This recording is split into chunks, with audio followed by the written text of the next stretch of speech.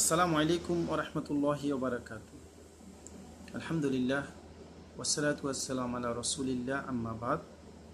উপস্থিত প্রিয় দিনী ভাই ও বোনেরা, সময়ের পরিপ্রেক্ষিতে একটি গুরুত্বপূর্ণ বিষয় নিয়ে আলোচনা করব ইনশাআল্লাহ, যেটা হচ্ছে নতুন বছর অথবা হ্যাপি নিউ ইয়ার, যেটা নিয়ে আজকে অধিকাংশ নারী পুরুষ যারা এই দিনকে স্বাগত জানানোর জন্য প্রস্তুতি নিয়ে রেখেছেন। বিশেষ করে কাফেরদের অনুষ্ঠান, কাফেররা তো থাকবেই, আমাদের মুসলিম যুবক যুবতীরাও, শুধু যুবক যুবতী না, বিভিন্ন শ্রেণীর মুসলিম ভাই ও বোনেরাও তারা এই অনুষ্ঠানকে পালন করার জন্য বিভিন্নভাবে প্রস্তুতি নিয়েছে। অথচ তারা জানেন না যে এই দিনগুলো একজন মুসলিম হয়ে কাফেরদের অনুষ্ঠান পালন করা কখনো জায়েজ না।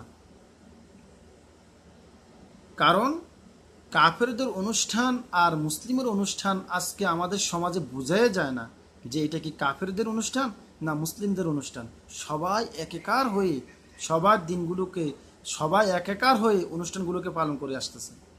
অথচ রাসূল সাল্লাল্লাহু সাল্লামের জামানাতেও এরকম মাস বছর আসতো, তিনি কখনো নতুন বছরের জন্য স্পেশালভাবে কোনো আমল করেননি।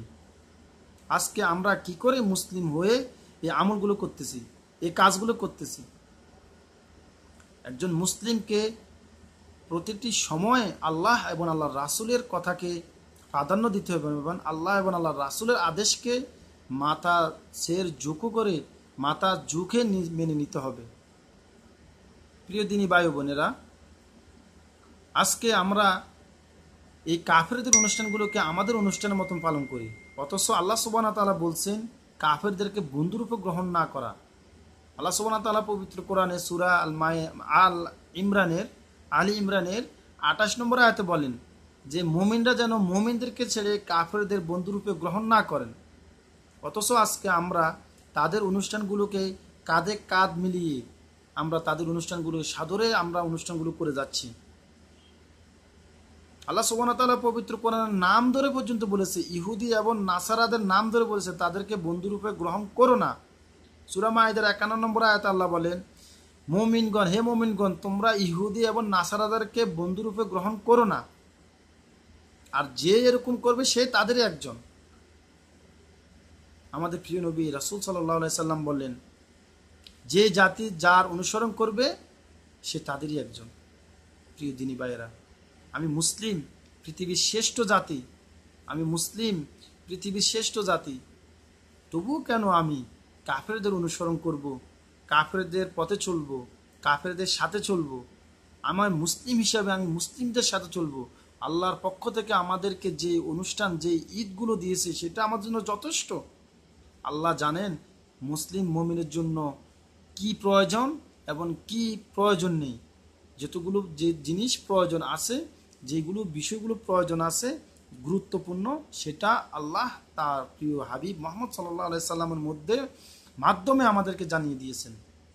তবুও কেন আমরা এই কাফেরদের অনুষ্ঠানের জন্য আজকে উঠে পড়ে লেগেছি? প্রিয় দিনী ভাইয়েরা, আজকে আমরা জাহান্নামী জান্নাতীকে একত্রিত করে দিয়েছি। কাফেররা যারা জাহান্নাম, আল্লাহ যাদের জন্য, আল্লাহ বলছে জাহান্নাম কাফেরদের জন্য প্রস্তুত করে রেখেছেন, আর আল্লাহ অন্য আয়াতে বলছেন আল্লাহ জান্নাত মুমিনদের জন্য প্রস্তুত করে রেখেছেন। তাহলে কি করে আমরা আজকে জাহান্নামী জান্নাতি একত্রিত করে দিতেছি? আজকে আমাদের সমাজের অধিকাংশ প্রজন্ম, নতুন প্রজন্ম জানেই না যে কাফেরদের, ইহুদি নাসারা খ্রিস্টান এবং বৌদ্ধ হিন্দু এদের ধর্মগুলো পালন করা আমাদের জন্য হারাম, নিষেধ, ইসলামের নিষেধ আছে, জানেই না। কারণ সবাই আমাদের পূর্বের লোকজন করতে করতে করতে করতে আজকে সবাই মনে করে যে, নতুন প্রজন্ম মনে করে যে এটাই হচ্ছে আমাদের কাফেরদের ঈদ, ইহুদিদের ঈদ, হিন্দুদের ঈদ, নাসারাদের ঈদ, বৌদ্ধদের ঈদ, তাদের অনুষ্ঠানগুলোই আমাদের অনুষ্ঠান। প্রিয় দিনী ভাইয়েরা, আমি মুসলিম, আমি কেন অন্যদের থেকে এই ধার করা দিনগুলোকে, তাদের মানবরচিত দিনগুলো কেন আমরা আমল করতে যাব? আল্লাহ সুবহানাহু ওয়া তাআলা আমাকে এবং আমাদের সবাইকে যেন সঠিক মুসলিম হিসাবে বেঁচে থাকার এবং মৃত্যুবরণ করার তৌফিক দান করেন। আমা তৌফিকি ইল্লা বিল্লাহ। আসসালামু আলাইকুম ওয়া রাহমাতুল্লাহি ওয়া বারাকাতুহু।